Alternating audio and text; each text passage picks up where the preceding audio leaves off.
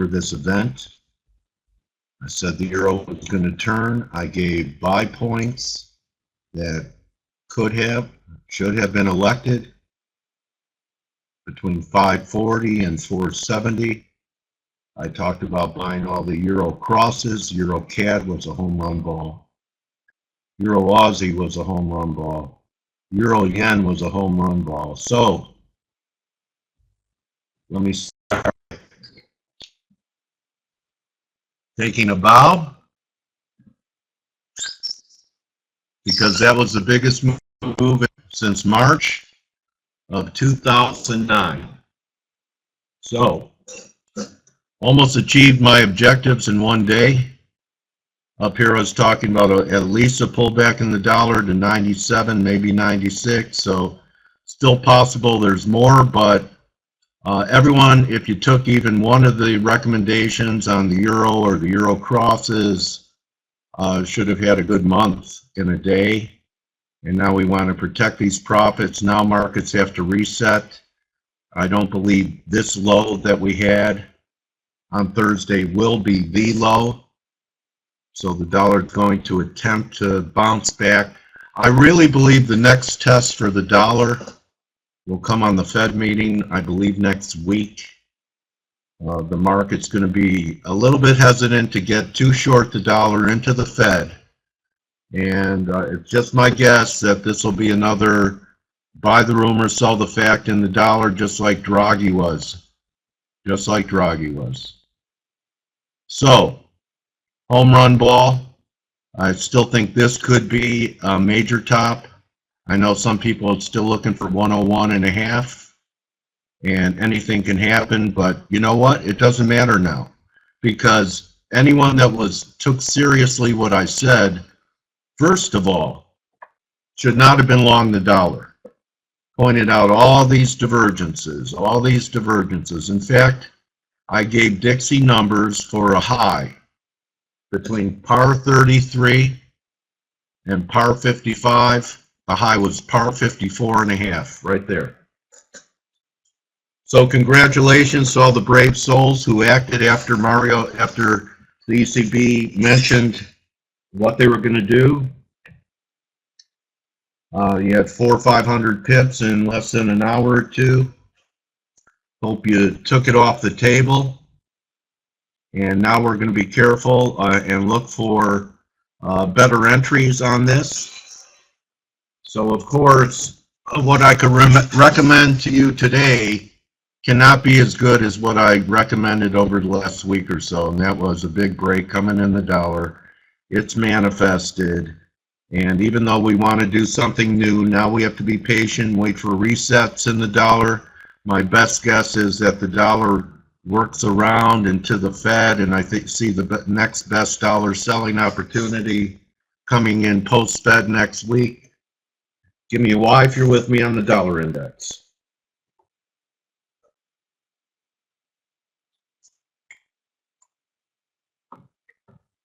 Okay, I talked about the 1052 low in gold. That's exactly what happened. Rallied $30 off the low. But last week I also talked about a third driver setting up in Aussie, which when you're looking for a dollar smash, you wouldn't think I'd be looking for a top in Aussie. That has manifested in spades, as well as the Aussie yen. Also coming off in a corrective mode at the least. So here's gold. Similar look to the dollar, maybe not quite as strong as the dollar was weak, but we got this divergence at 1050. Again, just like the dollar, the gold is moving with the dollar moving up, gold moving down, dollar moving down, gold moving up. I think the next retest level will be sometime around the Fed. If we put in a higher low and take out 1090, next move to me looks like 1130. If we do, there's a shot for 1030, 1020. If the dollar does manage to regroup itself now that it's shaken out every dollar bull in the world. And that's something else I talked about.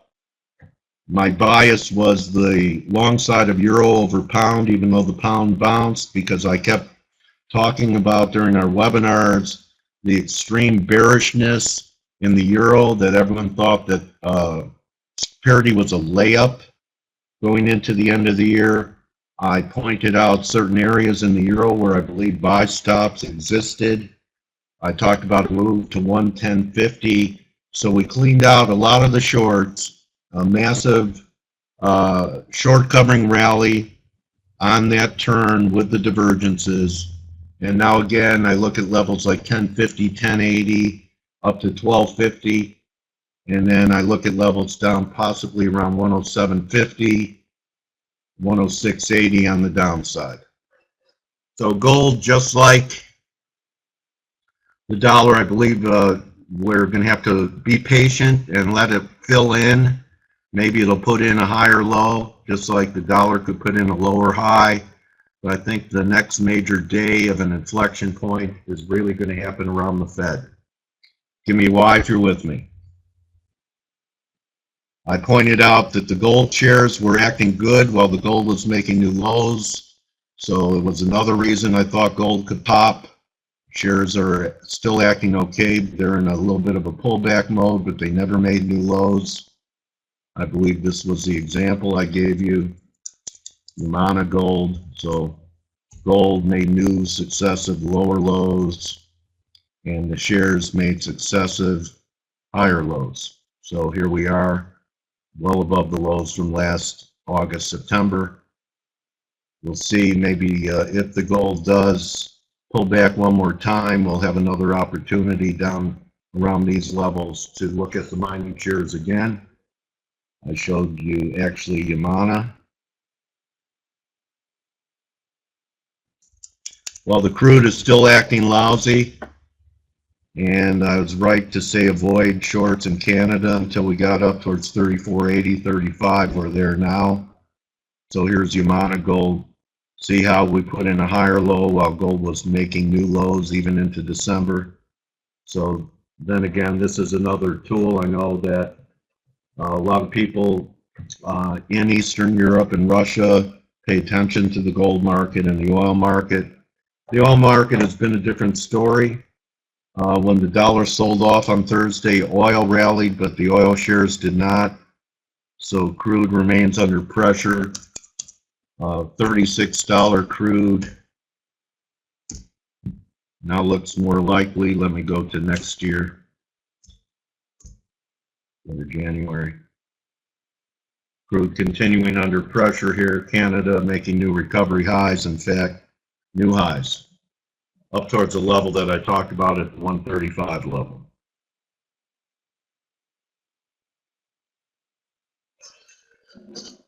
So here you are, new lows in crude, new highs in Canada.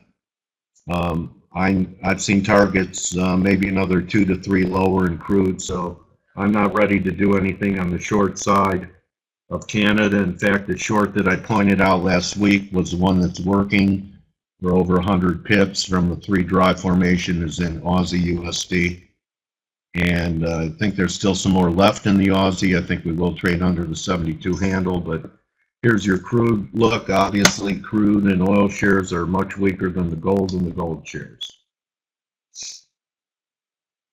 And then we've had a very volatile action in the S&Ps. On Thursday, when the dollar was unwound, that carry trade came undone, and the S&Ps were down sharply, only to reverse and close strong on Friday, only to reverse again. There's an old expression that I've heard that you may want to write down. This is it. Markets bottom in silence. So that means a slow, grinding, saucer-shaped, low volatility type of formations, technical formations, rounding bottoms, saucer bottoms. So markets bottom in silence and they top with violence. So we're starting to get the violence here, right? Down, up, down. I'm not saying that we can't blow one more time, but I don't know when, I don't know where or why, but I know volatility is very mispriced in this market. And I do believe that if we're setting up some type of intermediate term top in the dollar, that at least for a while it will not be positive equities. Give me a Y if you're with me. The yen still never got to that 24 level. That could still set up this week. Here's a quick look at the Treasury market. So I correlate the USD CAD with the oil market, the Aussie USD with gold, TLT and S&Ps are risk on, risk off, and you've had some very wild action in the bonds as well. This is when the dollar sold off, bonds coming back quite a bit, even stronger than the dollar. So I'm still looking for reasons to get short US dollar yen. It just hasn't quite gotten to the level that I talked about around the 23.80, 24.20 level in US dollar yen, but that could still be setting up. Any questions on the outside markets that I've covered today and the correlated pairs with them? Again, USD CAD with crude, Aussie USD with gold, the Dixie dollar, again with risk on, risk off with equities and bonds, US dollar yen the same way. Any questions on that? Any questions on the fact that it's really, you don't have to jump into the market? We had an historic move on Thursday. So you have to be patient and wait for new setups and not just jump in if you weren't there, or look for other situations that are still developing and are setting up. Are we in agreement on that, everyone?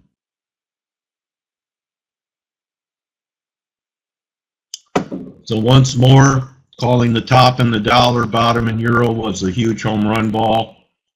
One of the most timely and one of the larger magnitude calls that I've made here in quite some time. Hope that I prepared you for it and added value to your trading experience here at RoboForex.com. So now let's look ahead and move to our instruments. We always start off with euro. So I talked about this divergence on the 4-hour, right? I left you here on Thursday. I said be a buyer between 540 and 470. Never got down to 465, but I had this 540 level. I've been talking about the divergence. The Dixie was peaking. So if you took that position, I said have stops under the low of the move, which was 430 from last March. This was the low last March, which we held. And a huge key reversal week right here. And when I was talking about a bottom, I said, well, why can't we rally back to 110? And possibly even back to the breakdown. Here's 112.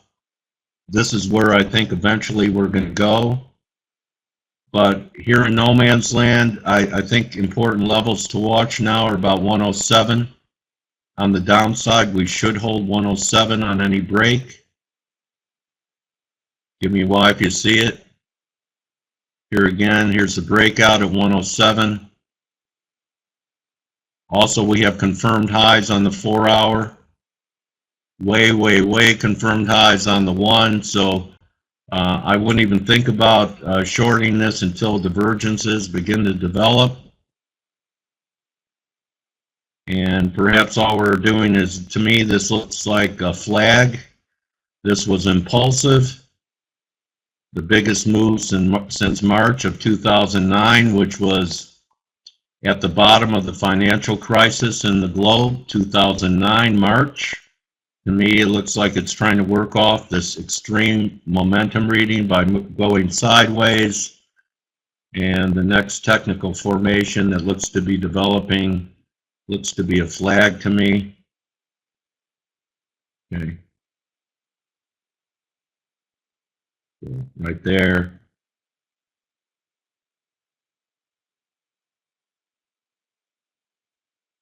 Maybe right here.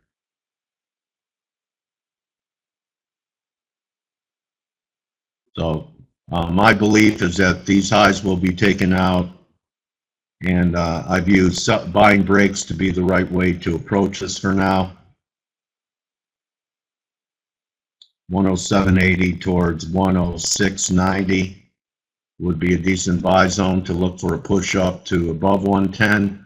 Also, I pointed out here on the 4-hour chart, I said, just think about how many buy stops there were above this high, above this high, above this high, above this high. This was a big grand prize. Above this high, above the 108.30. So as I said, this was a huge stop hunt move. So all the bears that had huge leads, 500 pips or so, saw it evaporate. Still possible that we could move up towards this range down the road. I don't see myself getting too aggressive until the Fed next week. I want to protect the profits that were generated last week, not just in the euro, but I said every euro cross. Euro yen got to my target. We were here last Wednesday. I pointed out the divergences here. I said look for a rally to 133 to 134. Manifested 400 or 500 pips in a day. The one I liked even better and pointed out the relative strength was EuroCAD. Pointed out the divergence here as well. Made a new low. Diverged quite dramatically here from the 140.5 level. 600 pips in a few days. So even Euro Aussie, which was lagging, talked about divergence developing here and that we could get back to 40s, 48, back to the old resistance level back here. Still think there's more left. So just like the euro, my bias is to buy pullbacks in the euro crosses. Give me a Y if you're with me.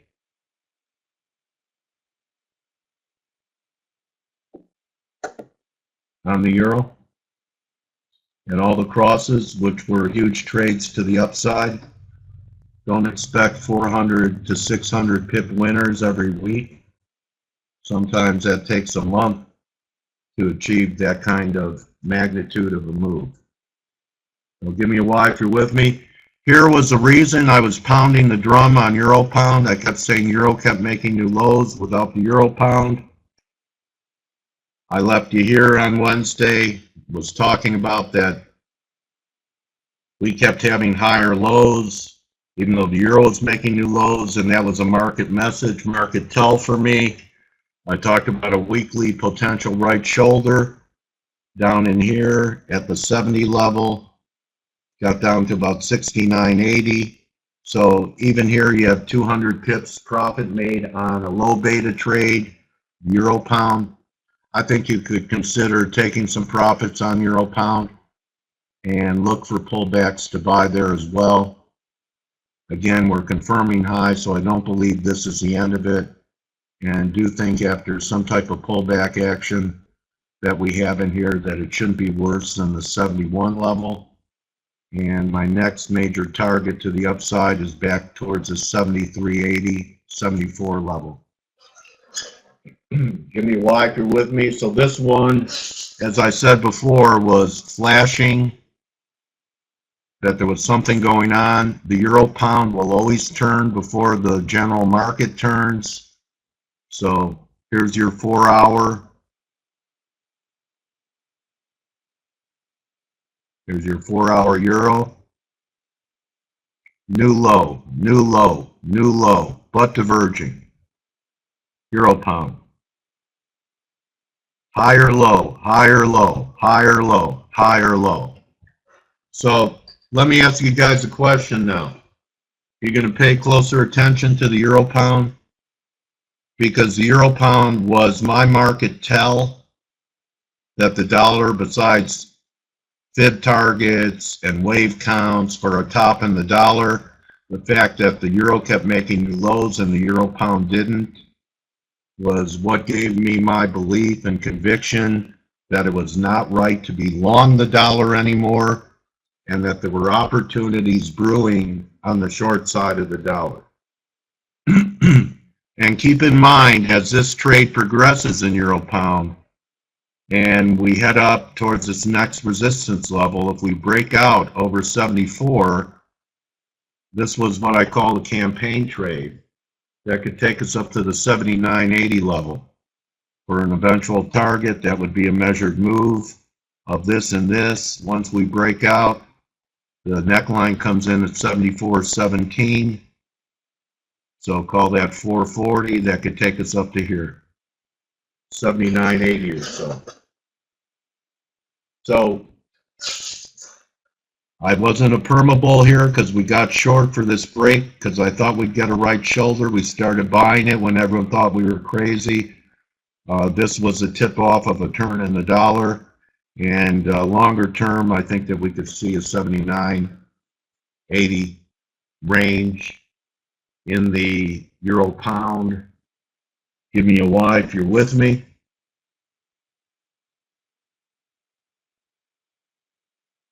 Another good one. So let's move over to the pound. So even the pound had a pop. This one I thought we were going to get down to 148 first. We didn't. We got down to 149. So anyway, my preferred long was the euro. And again, a nice rally, right? 200 pips, but pales in comparison to the 500 pip move we had in euro. So pound, I still think could be the relative weakness here.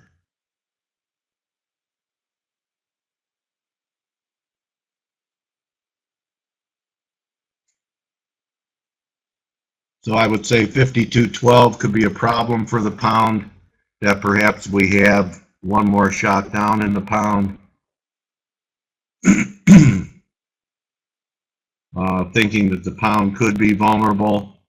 But with my view on the dollar, to me, it's just a stand aside. I think I'd rather just buy breaks in euro pound than if the dollar's really going to be under pressure.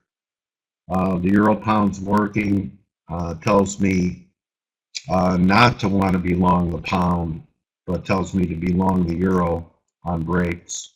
So the pound is becoming more of a layoff market for me. On days that I think the dollar is going to rally, I think there'll be more pressure in cable than on euro. Give me a Y if you're with me.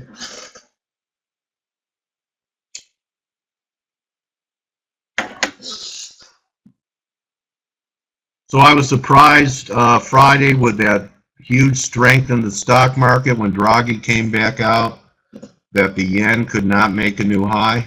You know, we failed to take this high out. And I was waiting for a move up towards here, maybe as high as 124.01. So I'm going to be patient with that and see if that still manifests up towards this 124 level. But it is definitely weaker than CAD.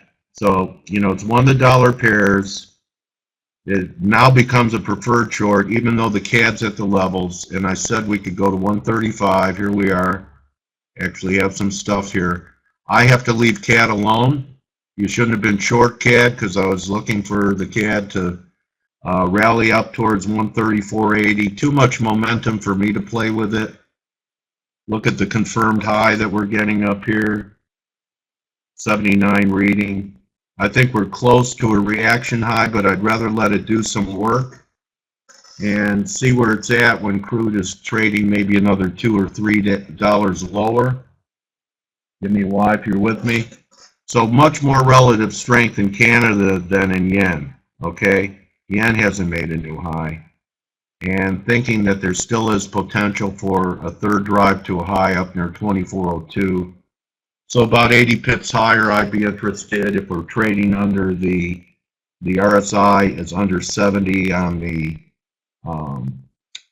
4 hour,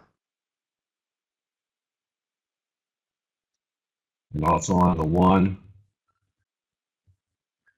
But to me, it's in no man's land right now. I'll leave it alone. I'm looking at potential shorts if I get the right RSI set up in US dollar yen above 124. Please give me a Y if you're with me on my analysis of US dollar yen. So here's the Aussie. I did leave you guys with this on Wednesday. I had this line drawn, and I said I expected another move up to 73.5 for a third drive. 1, 2, 3. But this is interesting, and if you have the ability to take a snapshot of this particular example, I just want to show you how beautiful the harmony and rhythm of the universe is. I've been teaching 3 drive formations for a long time, but what's interesting, and you'll see this from time to time, is that on your third drive, which began here, what did we have on the third drive? We had 3 drives on the third drive. Okay, and look at the divergence. And I was talking about shorts up around 73.60 last week, up around the line. We tagged it one more time, got up to 80, and here we are, you're up 110 pips. And thought that we could pull back to the 200 moving around 71.80. Still believe that's possible. So this is implying a little bit of a bid coming in the dollar. And not that I'm long-term bearish the Aussie, because when you look at the Aussie daily,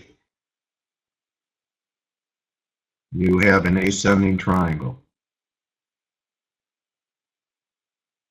So here's your horizontal line. That's your triangle line. Here's your uptrend line.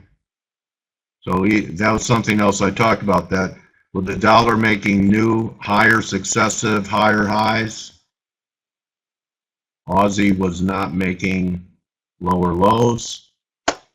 So I'd like to see the Aussie go through a consolidation period, 71.70, maybe even work back down towards this 70.80 level, the trend line. But next time through this 73.85, 74 level, you could just take a measured move, with this being the low of the move, let's call it 69. So let's call it 380 points. On a breakout from 73.80, it's going to give you 77.60. That's a big move. All the way back to 77.60 is a possible move. Here's your weekly 50 at 75.5, but potential ascending triangle right here. You just take the measured move of this triangle once we have a breakout over this level. So looking for one more good sell-off in Aussie to be a longer-term buying opportunity. Give me a Y if you're with me.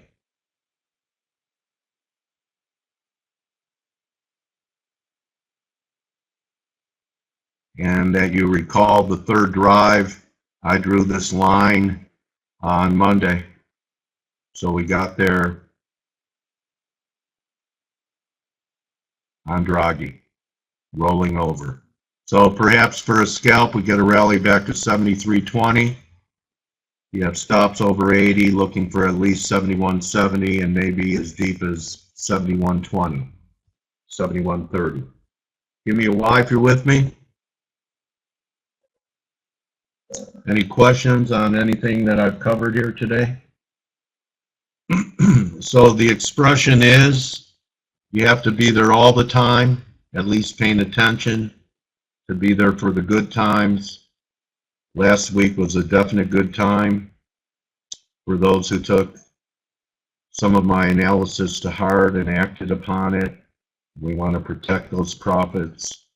Those profits are yours and mine.